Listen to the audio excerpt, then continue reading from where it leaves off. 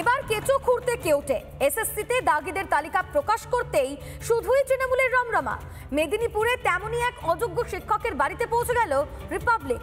প্রশ্নের মুখে কার্যত মুখ লুকোলেন দাগি শিক্ষক।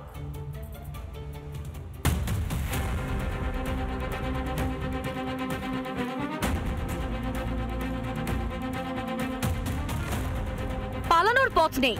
সুপ্রিম কোর্টের ধাতানিতে অবশেষে 1806 জন দাগের তালিকা প্রকাশ করেছে স্কুল সার্ভিস কমিশন।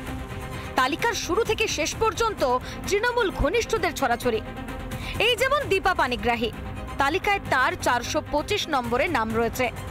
শুধু তাই নয়, নাম রয়েছে তার মৃত স্বামী সঞ্জয় পাহাড়িরও। এই দীপাকে জানেন? তিনি মেদিনীপুর পুরসভার 8 নম্বর ওয়ার্ডের তৃণমূল কাউন্সিলর ইন্দ্রজিৎ পানিগ্রাহীর ভাইজি।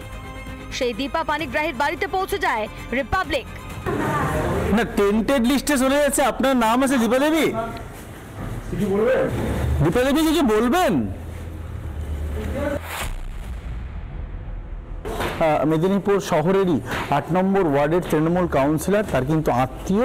আমরা কথা বলার চেষ্টা করলাম, কিন্তু ঘর থেকে কিন্তু তিনি একবার বেরিয়েও আর এলেন না। ঘরে এখানে চাবি রয়েছে এবং দোতলা থেকে তিনি আমাদের একবার দেখলেন, সাড়া দিলেন, কিন্তু তারপরেই আবার ভেতরে ঢুকে গেলেন। কোনো কথা বলতে কিন্তু রাজি হলেন না তিনি।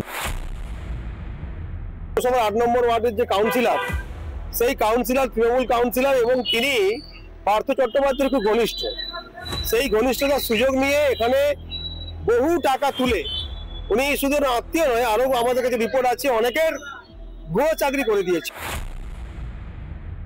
তো 2016 সালে কে কিভাবে হয়েছে সেটা আমাদের পক্ষে জানা সম্ভব নয়। আমি 2022-এর মার্চ মাসে কাউন্সিলর হয়েছি। তার আগে সে চাকরি করত, সরকারি বেতন নিত। তো কিভাবে বৈধ অবৈধ সেটা আইন একমাত্র বলতে পারবে। নিয়োগ দুর্নীতিতে শাসক যোগ স্পষ্ট। এবার কি হাজার হাজার যুবক যুবতীর ভবিষ্যৎকে আধারে ঠেলে দেওয়ার দায় নেবে মমতার সরকার?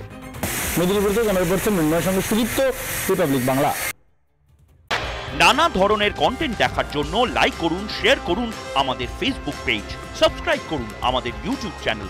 পাশাপাশি অন্যান্য ব্রেকিং নিউজের জন্য অবশ্যই চোখ রাখুন রিপাবলিক বাংলায়।